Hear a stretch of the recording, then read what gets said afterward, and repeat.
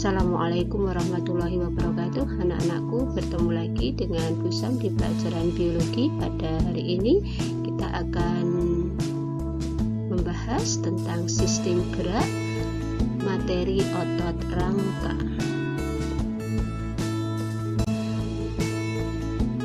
Tujuan pembelajaran yang akan kita capai pada kesempatan kali ini adalah: 1. Memahami fungsi otot rangka. Yang kedua, memahami struktur otot rangka. Yang ketiga, memahami mekanisme kerja otot rangka. Dan yang keempat, memahami sifat kerja otot rangka.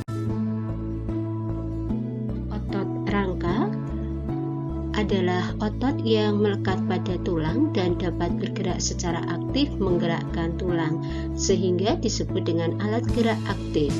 Berat otot rangka adalah 40% dari berat badan.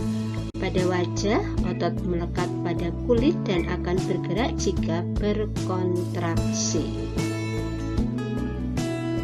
Perhatikan struktur otot rangka berikut ini.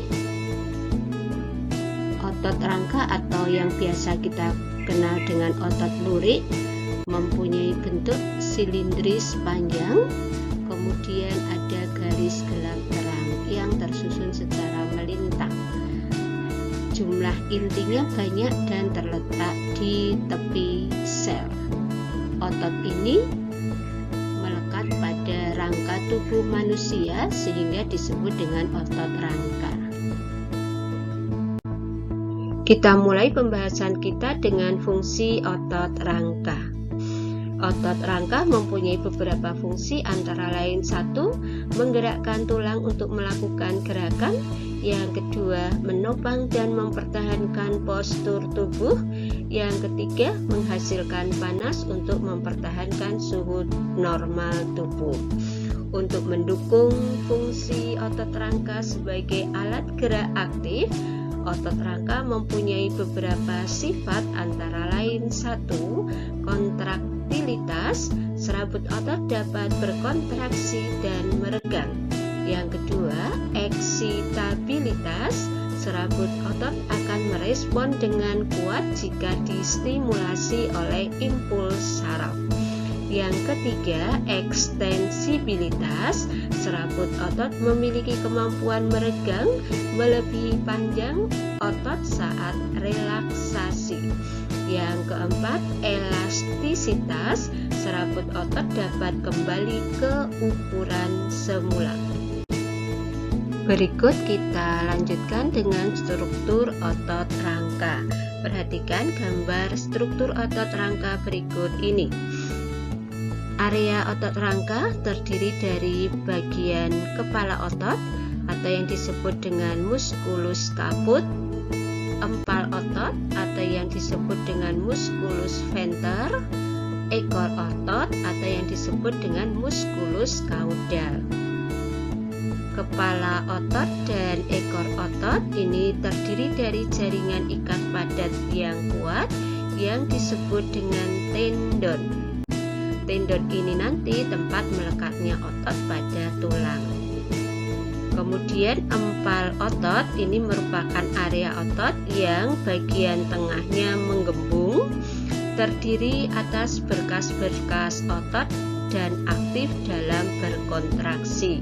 Jika empal ini dipotong melintang, akan tampak gambar bahwasanya empal ini tersusun atas fasciculus. Tendon dibedakan menjadi dua jenis, yaitu origo dan insersio. Silakan perhatikan gambar berikut ini untuk membedakan origo dan insersio. Origo merupakan kepala otot yang melekat pada tulang yang tidak bergerak ketika otot berkontraksi. Sedangkan insersio ini merupakan ekor otot yang melekat pada tulang yang bergerak ketika otot berkontraksi. Gambar ini menunjukkan gambar lengan atas, terdiri atas otot biceps dan otot triceps.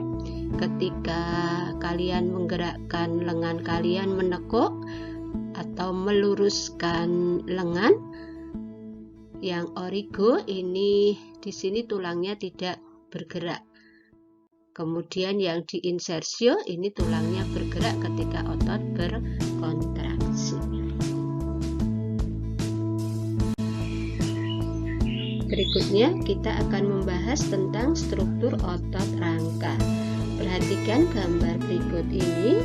Secara keseluruhan otot dibungkus oleh selapis jaringan ikat agak padat yang disebut dengan epimysium. Epimysium dapat dilihat dengan mata dan tampak seperti selubung putih. Di dalam epimysium terdapat beberapa berkas serat-serat otot yang disebut dengan fasciculus. Setiap fasciculus dibungkus oleh selubung tipis yang disebut dengan perimysium. Fasciculus tersusun dari banyak sel otot berbentuk serat. Contohnya misalnya pada otot bisep pada lengan atas kita tersusun dari 260.000 serat otot. Sel serat otot secara individual dibungkus oleh jaringan ikat halus yang disebut dengan endomysium. Di bawah endomysium terdapat membran sel otot yang disebut dengan sarkolema.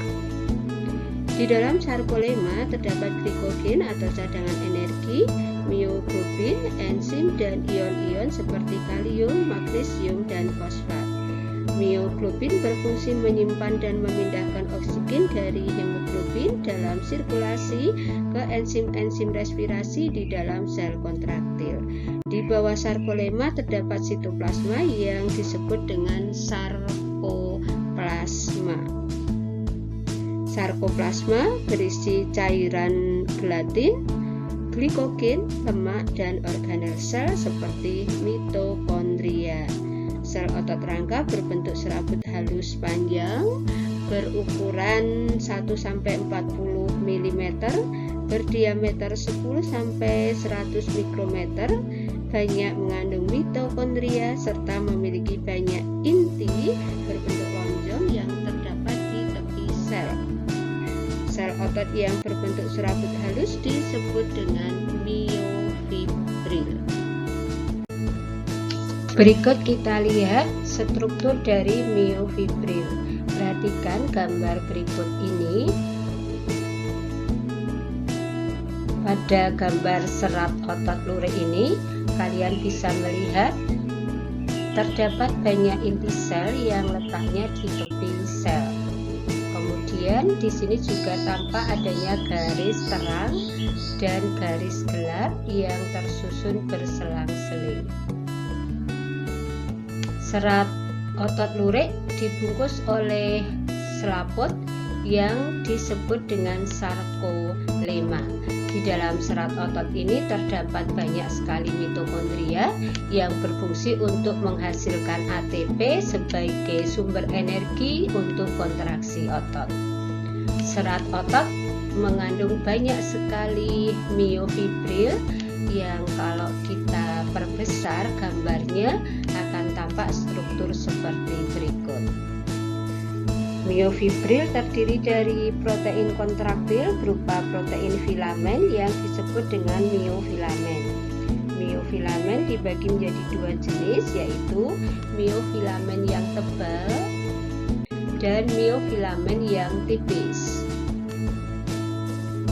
Miofilamen tebal tersusun dari protein miosin, sedangkan miofilamen yang tipis ini tersusun dari protein aktin. Protein tambahan adalah tropomyosin dan troponin yang nantinya melekat pada aktin. Kemudian unit struktural dan fungsional terkecil dari miofibril ini disebut dengan sarkomer. Setiap sarkomer satu dengan sarkomer yang lain dibatasi oleh zona Z.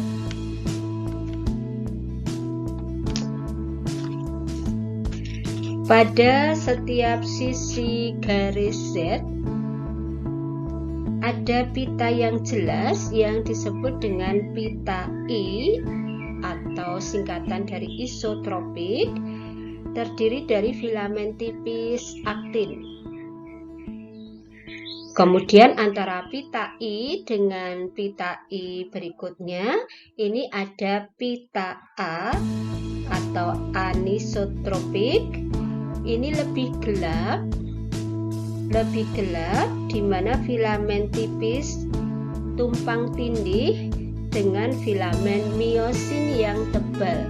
Ini ya, tampak sekali ada aktin dan miosin yang tumpang tindih. Kemudian di tengah pita A ini nanti ada garis M, dan di sekitarnya nanti ada pita H yang berada pada filamen miosin. Pada mekanisme kerja otot ini membutuhkan beberapa komponen yang berperan dalam kerja otot, antara lain satu adalah miofibril. Miofibril berbentuk silindris yang memanjang sepanjang otot lurik dan mengandung filamen aktin dan miosin. Kemudian ada sarkomer. Sarkomer yaitu unit struktural dan fungsional terkecil dari kontraksi otot pada miofibril.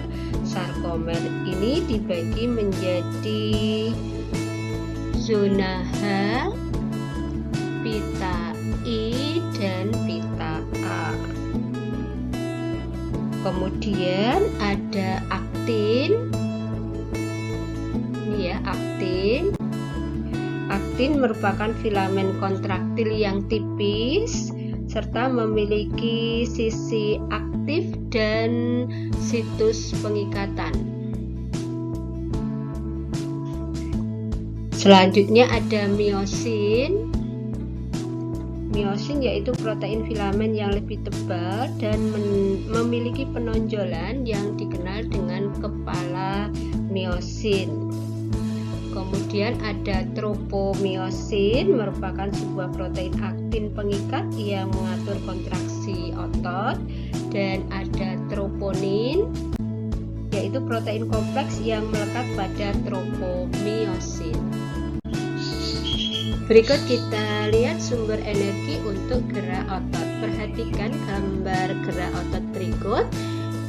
Pada saat kita menepukkan lengan, ini terjadi kontraksi dari otot bisep dan relaksasi dari otot trisep. Sebaliknya, ketika kita meluruskan lengan, ini terjadi kontraksi pada otot trisep dan relaksasi pada otot bisep. Untuk terjadinya kontraksi dan relaksasi otot ini dibutuhkan energi yang diperoleh dari ATP atau adenosin trifosfat, kemudian kreatin fosfat, dan glikogen atau gula otot. Pada saat terjadi proses kontraksi, terjadi penguraian molekul ATP atau adenosin trifosfat menjadi ADP atau adenosin difosfat dengan melepaskan fosfat dan energi. Kemudian ADP nanti akan terurai lagi menjadi AMP atau adenosin monofosfat dengan melepaskan fosfat dan energi. Sumber energi lain diperoleh dari kreatin fosfat.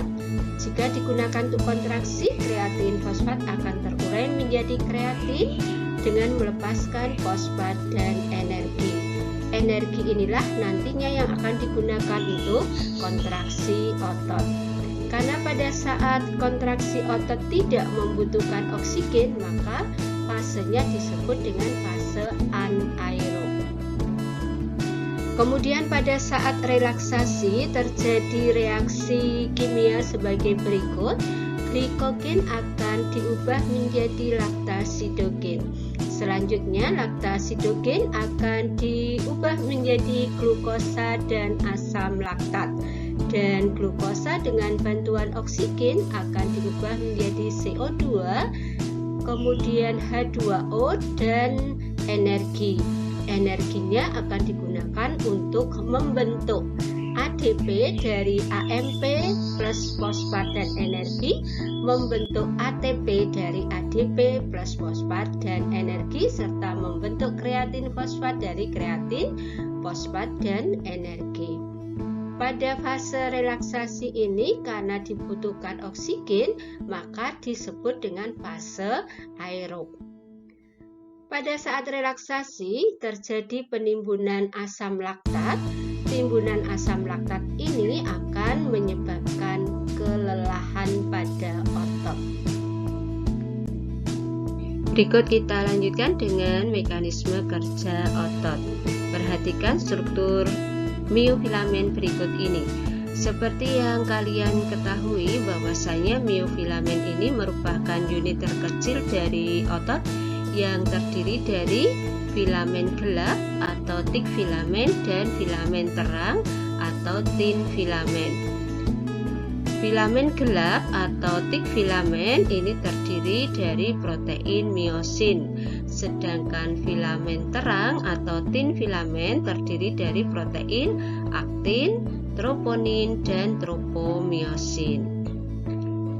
Miosin ini merupakan protein yang berbentuk seperti stick golf yang memiliki kepala pada bagian ujungnya.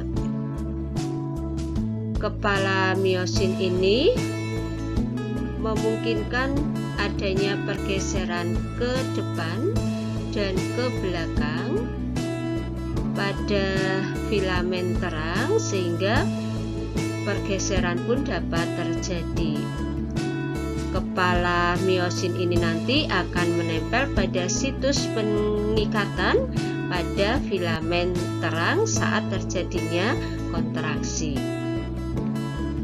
Kemudian aktin ini merupakan protein yang berbentuk rantai ganda yang memiliki struktur yang dinamakan situs pengikatan sebagai tempat melekatnya miosin saat terjadinya pergeseran. Kemudian untuk troponin ini adalah 3 molekul kompleks yang menjadi satu kesatuan. Troponin merupakan tempat melekatnya kalsium. Kalsium yang melekat pada troponin ini membuat situs pengikatan yang tertutupi oleh tropomiosin akan terbuka. Kemudian tropomiosin ini merupakan protein yang menyerupai benang dengan fungsi menutupi situs pengikatan pada aktin ketika tidak terjadi kontraksi. Untuk lebih memahami mekanisme kerja otot, perhatikan gambar berikut ini. Impuls saraf tiba di neuromuskular junction dan menyebabkan pembebasan asetilkolin. Asetilkolin memicu pembebasan ion kalsium dari retikulum sarkoplasma. Kalsium yang dilepaskan oleh terminal sisterna ke sitosol akan menempel pada troponin sehingga membuat tropomiosin yang menutupi situs pengikatan akan terbuka. Kepala miosin kaya ATP terhidrolisis atau ADP memiliki kekuatan untuk berikatan dengan aktin sehingga membentuk aktomiosin. Miosin akan menempel pada situs pengikatan dan melakukan pergerakan atau pergeseran filamen aktin. Adanya ATP yang menempel pada kepala miosin saat terjadinya kontraksi akan melepas ikatan antara kepala miosin dengan situs pengikatan sehingga miosin kembali ke posisi semula. Kalsium yang menempel pun ikut terlepas karena itu situs pengikatan pada filamen terang tertutup oleh tropomiosin dan kalsium kembali ke retikulum endoplasma. Dengan demikian pergeseran tidak terjadi lagi. Berikutnya kita lihat sifat kerja otot rangka.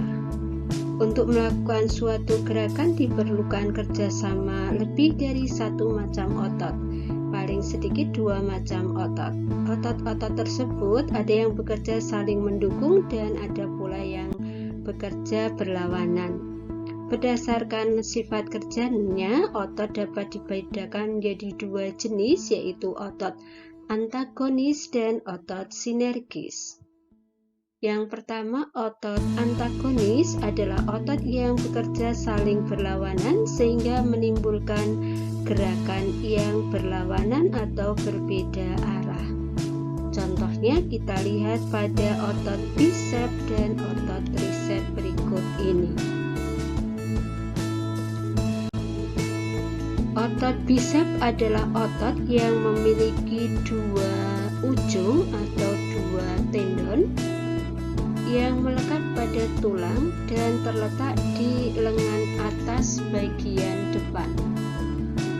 Otot tricep adalah otot yang memiliki 3 ujung atau 3 tendon yang melekat pada tulang dan terletak di bagian lengan bagian belakang.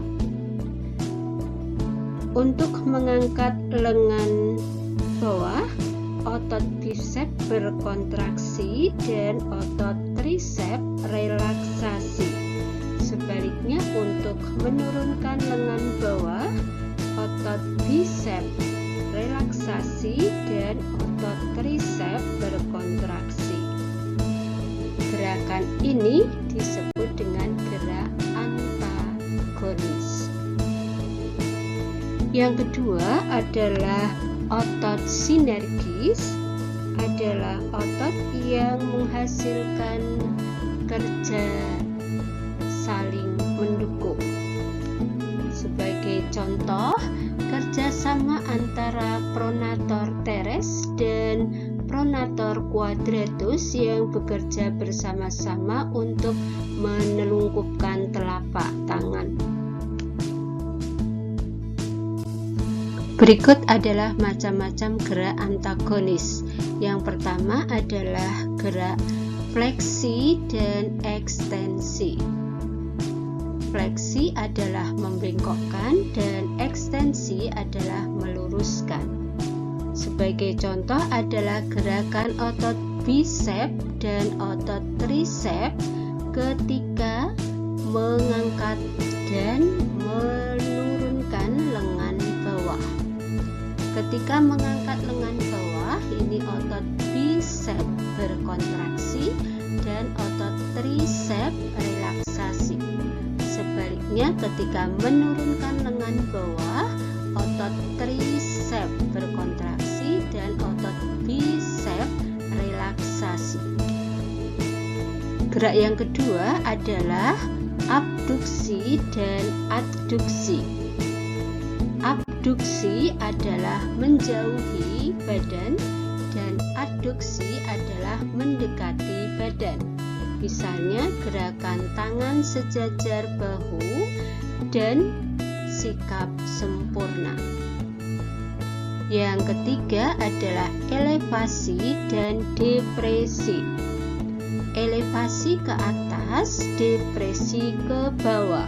Misalnya gerakan kepala menengadah dan menunduk.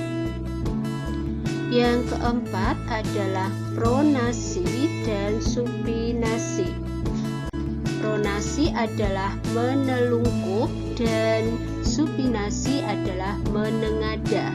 Misalnya gerakan telapak tangan menelungkup dan menengadah.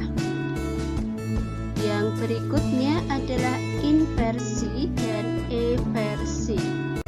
Inversi adalah gerakan memutar kaki ke arah dalam tubuh sehingga sisi medial telapak kaki terangkat.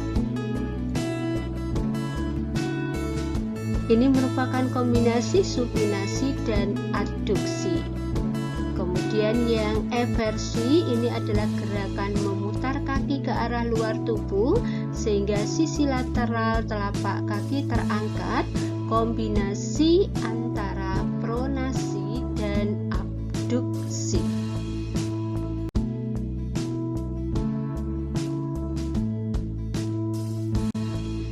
Berikut adalah contoh gerak sinergis. Yang pertama adalah kerjasama antara otot pronator teres dan pronator quadratus yang menyebabkan telapak tangan menengadah atau menelungkup. Contoh yang lain adalah kerjasama otot antar tulang rusuk yang menyebabkan gerakan ketika kita bernafas. Kesimpulan dari kegiatan kita kali ini adalah yang pertama, fungsi otot yaitu menggerakkan tulang, menopang tubuh, dan menghasilkan panas. Sifat otot antara lain kontraktilitas, eksitabilitas, ekstensibilitas, dan elastisitas. Yang kedua, struktur otot lurik terdiri dari epimysium, perimysium, endomysium, sarcolemma, sarcoplasma, myofibril, dan myofilamen. Yang ketiga, mekanisme kerja otot adalah proses terjadinya kontraksi dan relaksasi. Dan yang keempat, sifat kerja otot ada dua, yaitu otot antagonis dan otot sinergis. Sekian pembahasan kita pada hari ini. Terima kasih atas perhatiannya. Wassalamualaikum warahmatullahi wabarakatuh.